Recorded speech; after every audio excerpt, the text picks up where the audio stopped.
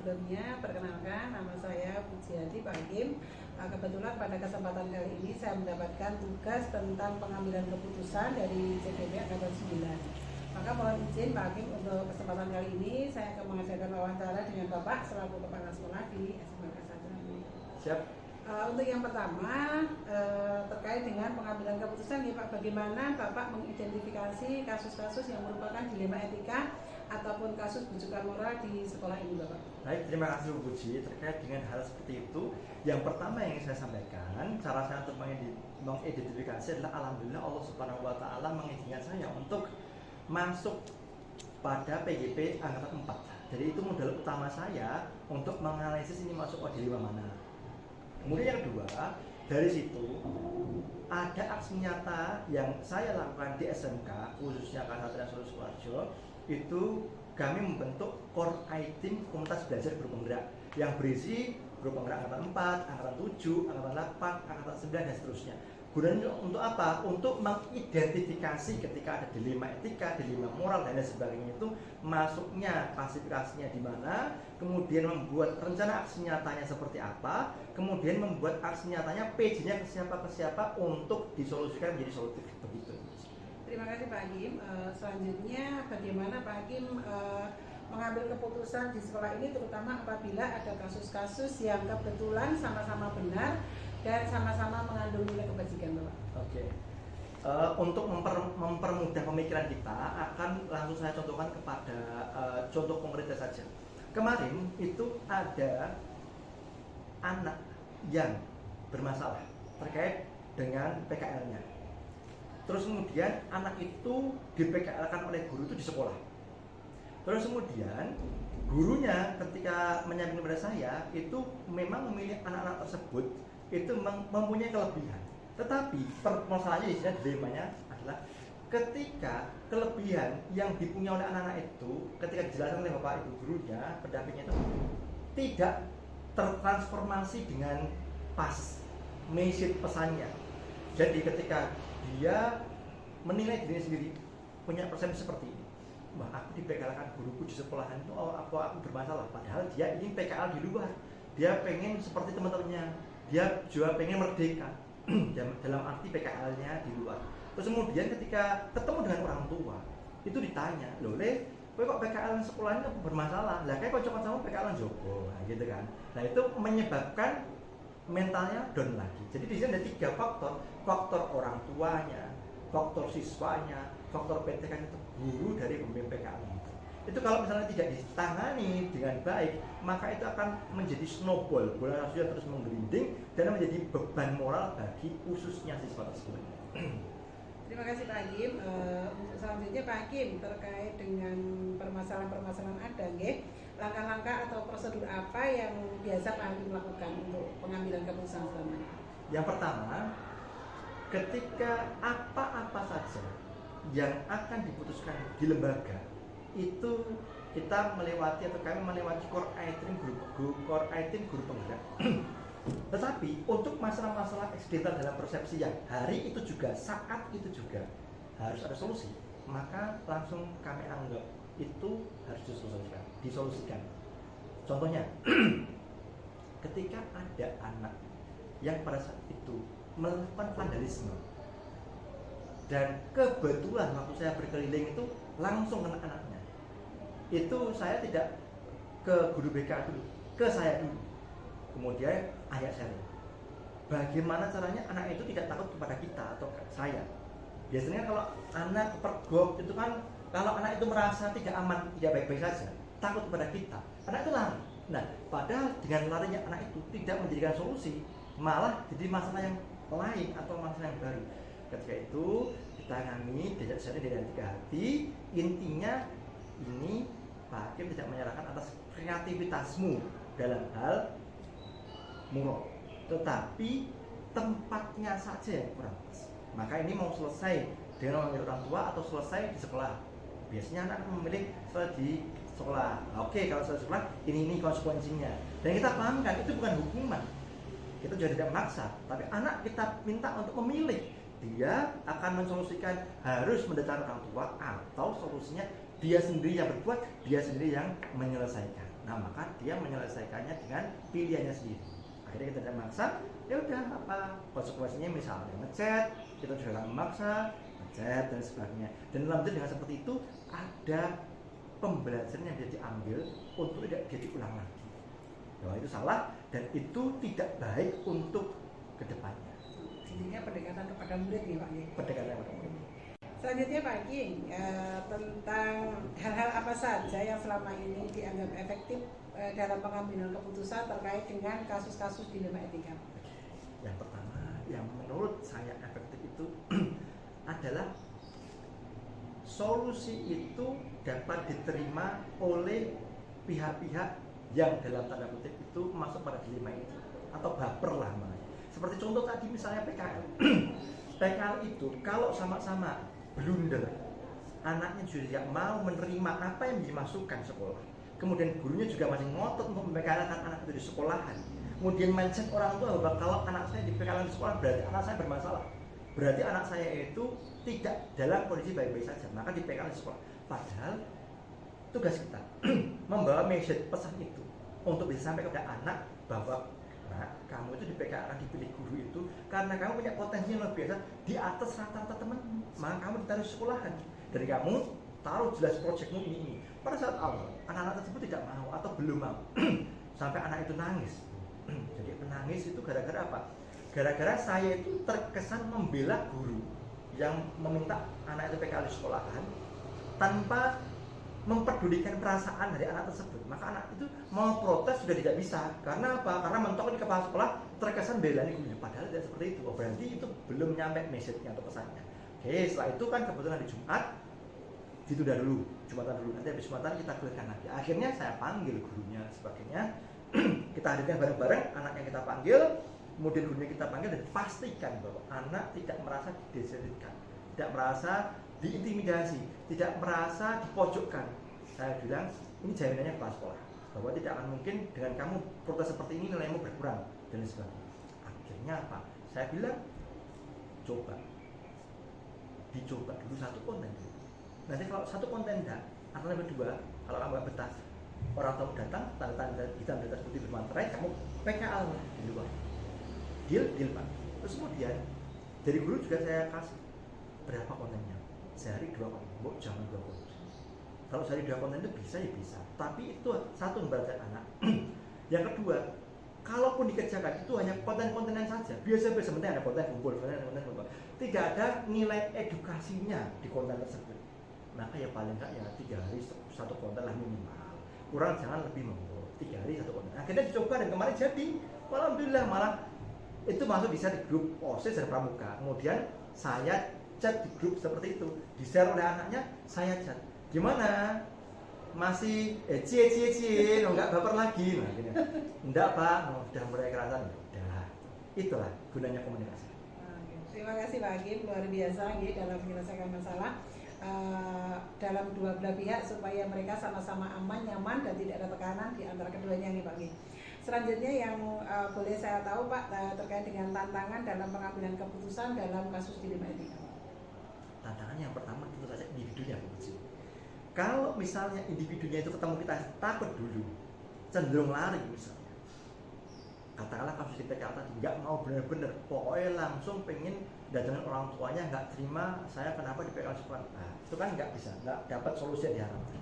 Kemudian yang kedua dari PTK-nya atau gurunya itu kalau tetap ngotot, pokoknya kamu mau nggak mau di PKL sekolah atau PKL sekolahan, saya nggak tanggung jawab. Nah itu ngotot. Berarti kan ada nilai-nilai intimidatif kepada anaknya. Jadi anak tertekan. Kalau nanti ya tidak mau didudukan bareng, maka tidak akan mungkin ada solusi. Maka sebelum itu harus ada komunikasi yang cair dulu dengan gurunya, ada komunikasi yang cair dulu dengan siswanya. Maka saya punya program, sekolah kami punya program itu tagar lapor Pak KS. Ketika anak ada yang merasa punya masalah baik antar teman dengan guru atau dengan yang lainnya, ketika nanti sudah bilang kepada wali kelas tidak segera direspon, bilang kepada KPK-nya tidak segera direspon, maka boleh bilang kepada kepala sekolah. Nomor saya masuk ke semua grup anak-anak, nomor saya pun juga masuk ke semua grup orang tua. Maka ketika ada orang tua yang bilang langsung bisa direspon, ada anak yang bilang langsung bisa direspon. Maka Hakim mohon izin boleh tidak Pak saya menghadap hari Senin untuk urusan bla bla bla bla, langsung jawab boleh. Itulah gunanya komunikasi, untuk mendekatkan jarak. Ketika saya memasang bahwa harus kepala sekolah terus seperti ini, maka jarak itu akan semakin jauh dengan siswa, tidak akan mungkin ada kedekatan. Maka kita papras ego kita untuk mendekat mungkin dengan anak, keinginan apa, sehingga sesuai dengan kurikulum Merdeka, pendidikan yang berpihak dan berpusat pada anak. Terima kasih Pak Hakim, sangat luar biasa sekali ya dalam menyelesaikan permasalahan ini. Pak Hakim betul-betul bisa merangkul dari kedua belah pihak sehingga bisa menyelesaikan masalah dengan baik. Terkait dengan hal tersebut Pak Hakim, apa Pak Hakim punya jadwal khusus dalam menyelesaikan permasalahan saat itu juga harus selesai, atau mungkin Pak Hakim ada waktu-waktu tertentu untuk menyelesaikan permasalahan dihadapi atau kasus-kasus yang terjadi di sekolah ini? Oke. Yang pertama, kalau dinilai bisa jadwal khusus itu Senin sampai Kamis jam 7 atau setengah 8 sampai jam setengah 4 atau jam 4, itu nanti konten di sekolah. Kalau mau sharing silahkan. Kemudian Jumat dari jam setengah 8 atau jam 8 sampai jam setengah 2 atau jam 2, monggo. Itu jadwal operasional lembaga. Tetapi apakah ada jadwal yang ada? Maka dibuatlah program tagar lapor PKS itu ketika hari Sabtu, Minggu atau hari weekend, libur dan sebagainya, itu ketika ada keluhan dari PTK, dari siswa, dari orang tua, itu langsung bisa masuk ke kepala sekolah, langsung ditangani. Contoh misalnya dalam hal PKL tadi, itu orang tuanya juga WA. Jadi kan ada saluran yang pas. Ketika unek-unek daripada orang tua itu tersalurkan di tempat yang pas dengan orang yang pas. Itu menjadi kepuasan bagi orang tua, kepuasan bagi siswa. Oh berarti dalam tanda kutip istilah Jawanya itu nguwong nih, wong aku nguwong nih. Sama siapa? Sekolah. Sama siapa? Langsung saya balik ke kepala sekolahnya. Jadi ketika nanti dinilai itu kurang cepat solusinya, ketika sudah nyampe ke kepala sekolah, mereka sudah berpersepsi insya Allah lebih cepat karena sudah sampai ke kepala sekolah. Kepala sekolah tinggal mendelegasikan kepada yang bersangkutan, ke KPK-nya, kepada guru yang bersangkutan, kepada anaknya dan sebagainya. Itu insya Allah solusinya menjadi solusi. Terima kasih Pak Hakim. Untuk terkait dengan pengambilan keputusan ini ya Pak Hakim, adakah seseorang atau faktor apa yang menjadi pendukung Pak Hakim atau membantu Pak Hakim dalam menyelesaikan keputusan-keputusan dalam kasus-kasus dilema etika di sekolah yang kita hadapi di sini Pak? Oke. Yang pertama faktor internal dari saya sendiri. Alhamdulillah saya bisa ceritakan, saya ada dalam proses PGP 4 itu modal yang luar biasa kepada saya pribadi. Itu faktor internal. Faktor eksternalnya, kami sudah sempat menyampaikan bahwa kami membuat core team-nya itu di komunitas belajar guru penggerak. Core IT yang lain apakah ada? Kombel itu tidak cuma satu, ada banyak. Tetapi yang menjadi ujung tombak daripada lembaga SMK Santri Solo Sukoharjo, persepsi dilema etika, dilema moral dan sebagainya, itu adalah core team daripada guru penggerak. Karena apa? Karena saya punya idealisme ini, itu langsung dia tertangkap oleh teman-teman guru penggerak atau CGP. Karena apa? Karena materi CGP belum tentu ada di teman-teman atau benak teman-teman yang bukan guru penggerak. Misalnya saya pengen, ini tolong dilema etika ini diselesaikan. Nah kalau tidak CGP, apa tuh Pak dilema etika itu apa? Dilema moral itu apa? Lah kabeh sama-sama baik, lah sing ra baik sing apa? Itu harus mengulang dari awal dan harus ada beberapa kali diskusi. Tapi kalau dengan core team-nya guru penggerak, oh saya pengen ini, oh dibuat rencana singkatnya ini. Pelakunya siapa? Skenario-nya bagaimana? PD-nya siapa? Langsung detailnya kapan? Selesai. Terima kasih Pak Hakim. Sudah banyak sekali pertanyaan yang saya sampaikan kepada Pak Hakim dan sudah dijawab, diterangkan dengan sedemikian detail, dengan sedemikian dari berbagai permasalahan yang sudah yang Pak Hakim hadapi di sekolah ini, yang sudah Pak Hakim sampaikan, pembelajaran apa Pak? Kira-kira yang dapat Pak Hakim petik sebagai pengalaman Pak Hakim dalam mengambil keputusan dilema etika ini? Yang pertama, bahwa ketika saya mencoba kepada diri saya sendiri itu, dilema itu kan biasanya identik dengan permasalahan. Kalau sekarang itu dengan keraguan, bahasa terkenalnya itu dengan bapernya. Nah, bagaimana kita bapernya bukan baper ke negatif tapi ke positif, barisan pemikir. Harus ada solusi yang solutif. Maka setiap kejadian yang menimpa diri saya itu khususnya dan juga yang akan saya timpakan pada teman-teman itu, kita buat supaya terasa sangat menyenangkan. Ketika segala sesuatu kita sikapi dengan terasa sangat menyenangkan atau menyenangi, maka Allah itu sesuai dengan perasaan hambanya. Hambanya mikir senang, kun fayakun tinggal terjadi maka terjadilah. Hambanya dipikir susah sih, maka kun fayakun terjadi maka terjadilah. Yang ada juga susah. Ini yang pertama. Yang kedua, mencoba untuk selalu mengistiqomahkan zikir, fikir dan amal soleh. Karena apa? Komunikasi kita dengan vertikal dengan Yang Maha Kuasa itu kita implementasikan lewat zikirnya, lewat ingatnya kepada Yang Mencipta, kepada Allah Subhanahu wa taala. Kemudian untuk gayuh supaya lebih dicintai Allah, bagaimana komunikasi vertikal itu dihorizontalkan. Apa? Dengan fikir. Ini kita mau mengadakan kegiatan apa yang berdampak berbeda. Hari ini apa? Minggu ini apa? Bulan ini apa? Minggu depan apa? Bulan depan apa? Tahun ini apa? Tahun depan apa? Terus seperti itu dipikir. Nah, ketika sudah ada pemikirannya, baru diaksi nyatakan atau amal soleh. Banyaknya wacana, ketika tidak ada aksi nyata, tidak akan berguna. Tetapi satu aksi nyata akan lebih berguna daripada sejuta wacana. Maka lebih baik lagi kalau sejuta wacana, sejuta aksi nyata. Begitu. Terima kasih Pak Hakim. Mohon maaf sudah mengganggu waktunya pada kesempatan siang hari ini. Dan tugas saya sebagai pewawancara ya Pak dalam kaitannya mewawancarai kepala sekolah di tugas 3.1 alhamdulillah sudah selesai. Kami ucapkan terima kasih sekali atas waktu yang diberikan kepada Pak Hakim. Semoga Allah membalas kebaikan, sehat selalu. Semoga SMK Ksatria dan depannya lebih baik. Amin, amin, amin. Terima kasih. Assalamualaikum warahmatullahi wabarakatuh. Waalaikumsalam warahmatullahi wabarakatuh.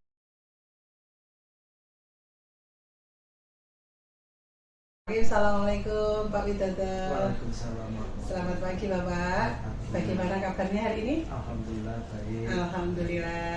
Mohon maaf Pak Widodo, untuk pagi ini saya terpaksa mengganggu waktu penjenengan. Di sela-sela kesibukan penjenengan, saya harus mengganggu. Di mana saya sebelumnya saya memperkenalkan diri dulu Pak. Saya Pujiati dari SMK Ksatria. Kebetulan saya CGP Angkatan 9. Dan ini kebetulan mendapatkan tugas pada modul 3.1 Pak. Di mana tugas saya adalah untuk mewawancarai kepala sekolah. Makaten Pak Widodo.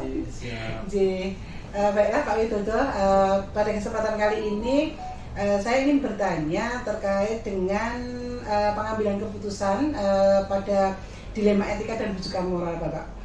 Selama ini bagaimana Pak Widodo dapat mengidentifikasi kasus-kasus yang merupakan dilema etika maupun rujukan moral di sekolah yang Bapak pimpin ini? Terima kasih kesempatan yang diberikan. Baik, selama ini memang banyak kejadian atau kasus-kasus masalah berkaitan dengan rujukan moral maupun dilema etika. Mengidentifikasinya ya kita pasti menganalisis ya dari masalah yang ada ini termasuk rujukan moral ataupun dilema etika. Dilihat alternatifnya, permasalahannya ini kira-kira benar lawan benar atau benar lawan salah gitu ya. Jadi kalau misalkan kita mengambil suatu keputusan, gampangnya misalkan anak yang tidak naik kelas gitu ya, kita kan juga perlu tahu latar belakangnya. Latar belakangnya seperti apa, kemudian solusinya seperti apa. Nah, ketika nanti tidak kita naikkan itu nanti dampaknya seperti apa perlu kita analisis. Jadi kalau ini mungkin masuk ke dilema etika ya, kalau tidak dinaikkan sebenarnya juga sesuai aturan, tapi kalau naik kalau nggak naik kok gimana gitu ya, nanti dampaknya pasti agak negatif ya terhadap anak. Itu suatu contoh untuk dilema etika. Terima kasih Bapak. Selanjutnya bagaimana Pak Widodo menjalankan pengambilan keputusan di sekolah Pak? Mungkin pada kasus ini terutama ada kasus yang sama-sama ya, benar sama-sama benar ataupun mengandung nilai kebajikan Pak. Yang dua permasalahan yang sama-sama benarnya dan sama-sama mengandung nilai kebajikan. Ini ada sulit. Kalau saya pengambilan keputusan terutama yang berhubungan dengan dilema etika, ini saya lebih banyak ke musyawarah ya. Jadi saya tidak memutuskan sendiri walaupun yang bertanggung jawab saya. Tapi tim-tim yang berhubungan misalkan TBK atau tim siswaan itu selalu saya libatkan. Misalkan contohnya yang tadi ketika ada anak kasus istilahnya nilainya tidak memenuhi syarat ataupun keadilannya tidak memenuhi syarat untuk dinaikkan, ya nanti kan kita harus mengumpulkan, saya kumpulkan tim-timnya dari BK, wali kelas, kemudian juga dari kurikulum siswaan untuk membahas ini bagaimana kalau kita naikkan seperti apa, nanti kalau tidak naikkan seperti apa, kita analisis. Jadi nanti keputusan dari rapat bersama ini jadi keputusan bersama, artinya kalau keputusan bersama kan tanggung jawabnya juga lebih ringan. Jadi kalau ada masalah itu kan pasti sudah kesepakatan bersama. Walaupun yang paling bertanggung jawab adalah saya. Iya. Jadi saya lebih mengedepankan musyawarah. Luar biasa nih Pak Widodo dalam menghadapi permasalahan ini Pak Nggih. Karena segala sesuatu yang dimusyawarahkan itu akan lebih ringan dan hasil yang kita capai insya Allah lebih mufakat kembali gitu nih Pak. Selanjutnya Pak, prosedur seperti apa yang biasanya Pak Widodo lakukan ketika menghadapi masalah seperti ini? Yang pasti kan namanya masalah ya itu kadang datangnya kan tiba-tiba, artinya mungkin pas kita tidak sadar kemudian ada masalah, atau mungkin juga dari laporan ya, mungkin dari laporan orang tua, siswa, guru atau yang lain. Jadi yang pasti kita menerima laporan ataupun melihat masalah itu kemudian kita analisis masalahnya ini termasuk yang seperti apa, yang dilematik ataupun tujuan moral. Kemudian dari masalah itu kita telusuri ya latar belakangnya seperti apa. Terus kalau saya tuh tadi mengedepankan musyawarah, jadi untuk mengajarkan masalah ini tim-tim atau bidang-bidang yang berkaitan tuh saya kumpulkan, kita bahas bersama, kemudian ada masukan, kemudian ada alternatif solusi, baru dari situ nanti saya ambil keputusan, ada sesi musyawarah itu, kemudian keputusan itu saya sampaikan, kemudian dari setelah terlaksana biasanya kan ada efeknya ya, efeknya positif atau negatif, nanti kita evaluasi setelahnya. Kemudian kita refleksi kalau mungkin perlu diubah atau ada perubahan dalam keputusan ya nanti kita sampaikan. Terima kasih sekali Pak Widodo. Ini Pak, hal-hal yang penjaringan anggap efektif ketika penjaringan memecahkan masalah yang ada di sini itu seperti apa? Saya kira tadi sudah saya banyak sampaikan, saya paling efektif itu memang jadi keputusan itu adalah hasil musyawarah, itu paling efektif. Artinya semua tim, karena kan juga Bapak Ibu guru itu juga sudah banyak pengalaman, pasti juga banyak permasalahan yang dulu dihadapi, jadi mereka mengungkapkan pendapatnya, mungkin juga pengalaman sebelumnya itu sangat membantu sekali dalam penyelesaian masalah. Jadi musyawarah itu yang kita kedepankan. Terima kasih. Lajeng Pak, untuk tantangan sendiri Pak Widodo dalam menghadapi permasalahan ini, apa yang menjadi tantangan Pak Widodo dalam menyelesaikan permasalahan ini? Tantangan yang utama adalah ini, kita mikirnya itu dampaknya setelah keputusan itu seperti apa. Ya kan kita maunya kan dampaknya juga baik, artinya positif ya. Kalau misalkan contohnya tadi kalau anaknya sebenarnya tidak naik kelas, tetapi dengan musyawarah, mungkin dengan remedi atau mungkin juga dengan semacam ada perbaikan mungkin dari sikapnya, dari keterampilan atau dari pengetahuan, itu bisa dibantu untuk bisa naik. Itu saya yakin nanti kedepannya kalau anaknya itu naik pasti dampaknya akan lebih baik. Artinya anak ini kemungkinan masih bisa berubah enggak nanti ketika naik kelas. Kalau tidak naik kelas nanti dampaknya seperti apa? Karena pernah ada kasus ya, ini ada anak sebenarnya tidak naik tapi ternyata anaknya broken home, jadi orang tuanya yang bapaknya sudah meninggal, ibunya itu hanya butuh suci gitu. Kalau tidak dinaikkan kan pasti dia nanti harus mengulang, dan dia kebetulan juga kurikulumnya berubah, nanti kalau nggak dinaikkan otomatis harus penyesuaian kurikulum baru. Jadi banyak masalah yang dihadapi dari segi tadi, maka itu diputuskan untuk naik dengan pertimbangan yang tadi. Jadi itu tantangannya ya. Jadi harapannya kan semua keputusan itu nanti berpihak ya kepada anak terutama, dan juga menguntungkan dari semua yang terlibat. Otomatis ya Pak, seperti slogan gitu ya, pendidikan berpihak pada murid ya, seperti apa yang kita harapkan. Dan untuk menyelesaikan masalah-masalah atau kasus-kasus yang sedang hadapi itu, Pak Widodo punya jadwal khusus atau terus untuk menyelesaikan permasalahan? Sebenarnya kalau saya ya itu tergantung masalahnya. Nah, masalahnya itu untuk segera diputuskan atau enggak. Kemudian juga kalau segera diputuskan itu nanti mungkin kalau tidak perlu dipikirkan dengan memperhatikan aspek-aspek lain seperti apa. Jadi tergantung kasusnya, jenis kasusnya untuk segera diputuskan atau bisa di pending atau mungkin bisa beberapa hari sehingga mungkin perlu penjadwalan khusus, itu tergantung kasusnya. Jadi kondisional ya Pak, Kondisional, tergantung kan. keadaannya. Lajeng Pak Widodo, dalam menyelesaikan masalah ini adakah seseorang yang membantu penjenengan atau ada faktor-faktor khusus yang menjadi pendukung penjenengan dalam menyelesaikan permasalahan?